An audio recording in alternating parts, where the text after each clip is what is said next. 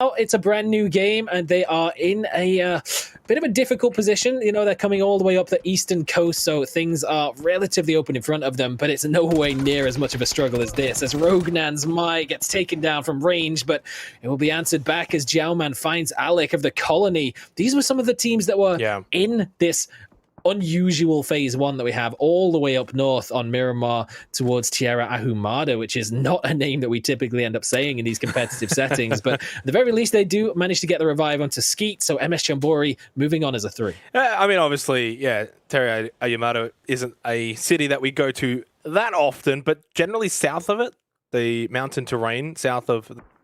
Are they going to be suspecting this, though, from Kalbs? Player 4 also making his way over.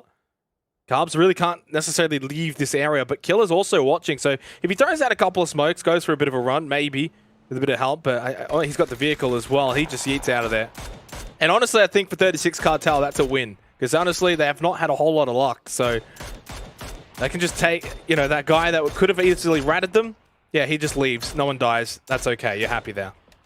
I think that's exactly what 36 Cartel would have loved to have been able to do in the previous game, as they were in a very similar situation up against Seiryu, but no crazy. We're so far towards the northern side, and Oasis has been making it's been popping its head up. It's been making a couple of appearances in pro games recently. I know in the Americas region, there was a big game that was just on the western side of it. Seems look for some angles, get some information. Clory's looking for a little more than information with a spray on towards Killer. Will take about half of his hit points off with the Scar, finishes the job, and the grenade was there to force him out from the cover, and that's more than enough for Clory's to just swipe away at the kill, starting off strong after a previous win. Yeah, really well played from Clory's, and game home, I think it's just feeling it now as we get our phase 2 circle, and it is on top of that, you know, terrain, that mountain range. Tierra Ahumada still actually inside of the circle, along with Cruiser de Val, which is always a good position to sort of head to if you can't find areas. But we've seen these sort of circles in the past, and typically if you go into any of those cities, either one,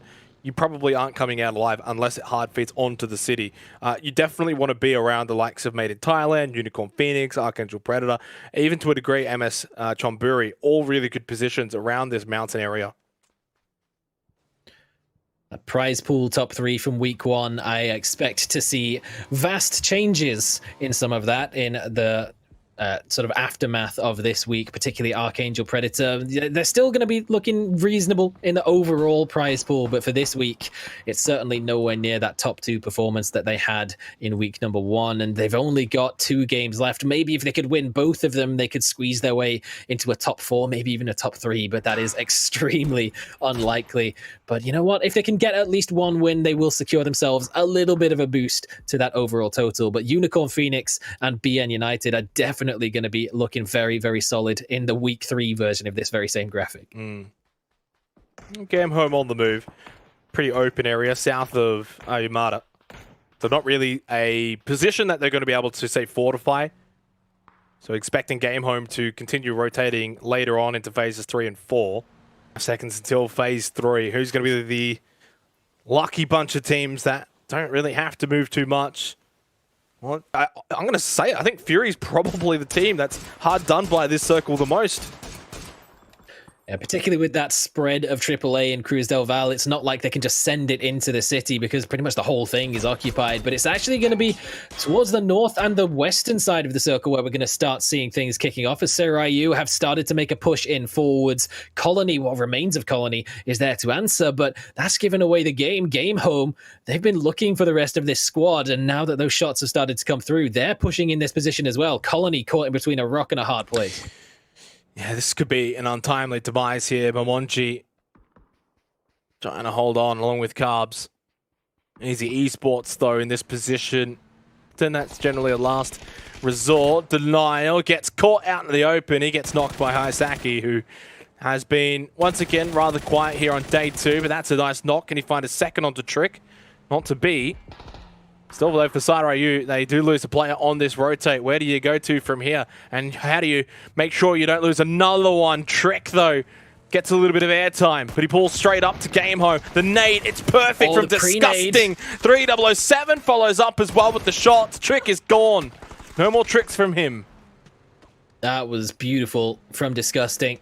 The pre-nade perfectly timed, perfectly placed to soften him up just enough for the spray to do the rest of the work. Sunshine now going for that northern side of Cruz del Val. We said it's an area that teams do typically tend to lean towards, but it's that widespread of AAA. The final bullet not going to be enough from Glooms, though, so there is a chance that he could try and turn this around, but Jankurov puts an end to any possibility of that very quickly. Seiryu, 16th place. That is bad news for a team that is only 2 points clear of Fury in 5th. Things have definitely sort of halted for them here on day 2.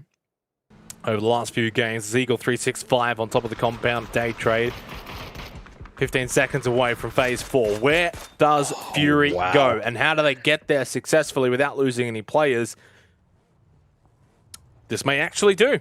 Honestly, this may actually do. Playing the terrain perfectly here. In no sightlines of any teams. Phase 4, do they get a bit lucky? No.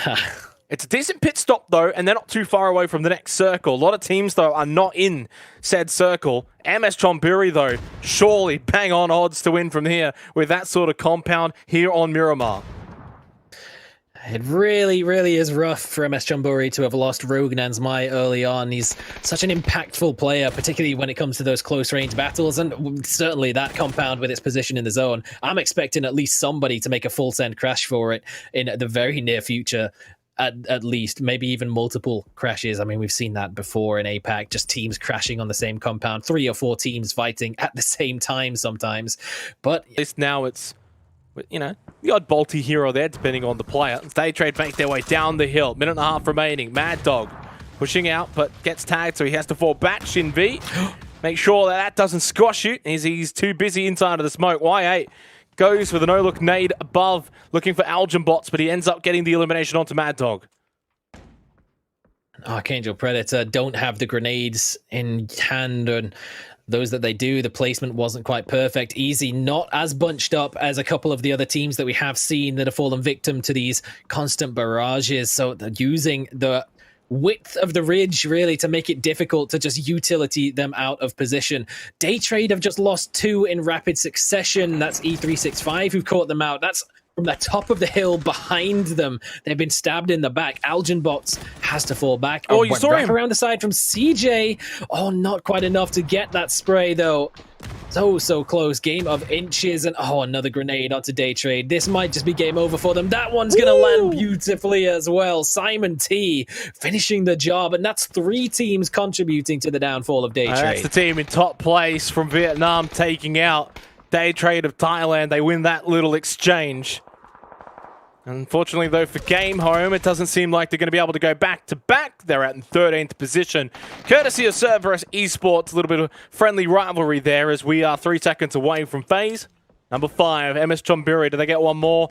No, not quite. They're in it, but not really for the long haul. UMP, same sort of, I guess, predicament here. And now it really does open things up. Oh, Cherry.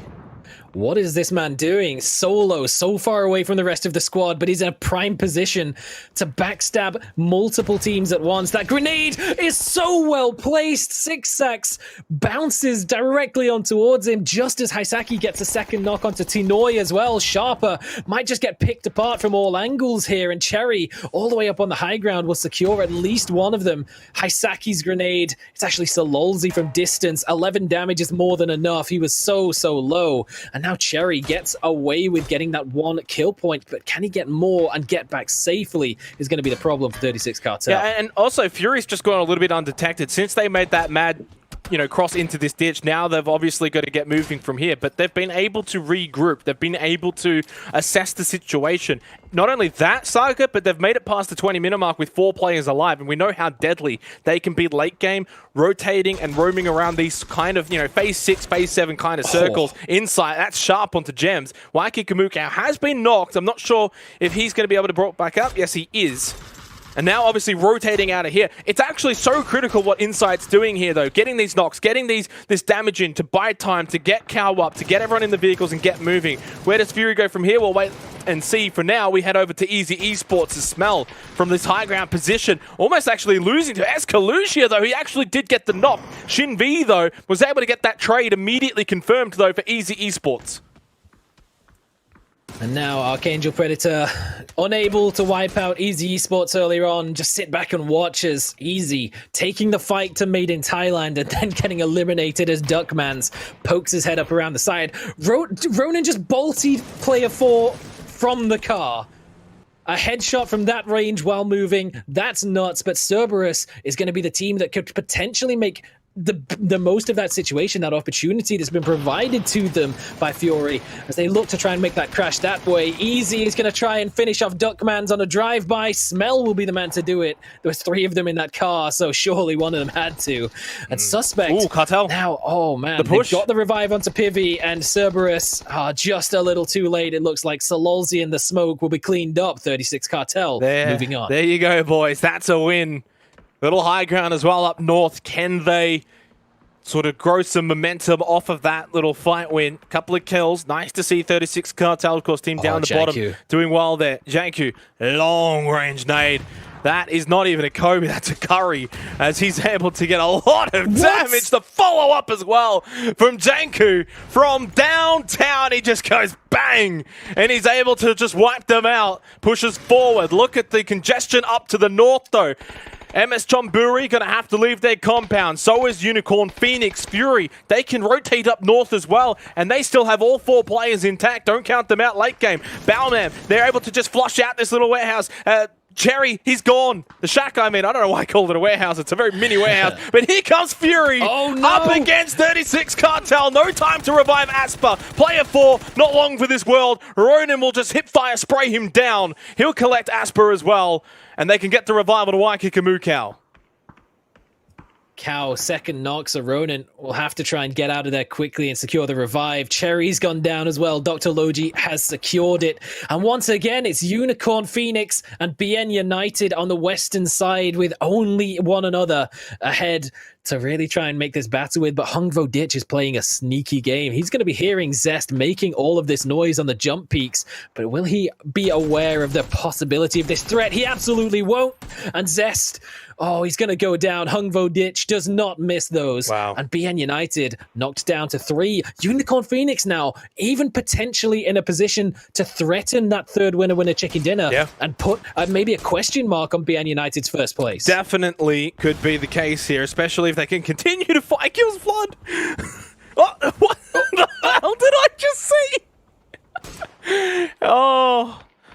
You gotta love PUBG sometimes. Still, yeah, I definitely agree with you there, Unicorn Phoenix. If they can find the win here with 1 game to go, could you imagine the repercussions there? Both of the 2 Vietnam teams fighting for that top spot, fighting for PGC. I think it's likely both could actually end up getting the position to PGC, depending on how Week 3 does go. Don't count out Fury, though. They've already done an amazing job to sort of get to this sort of position.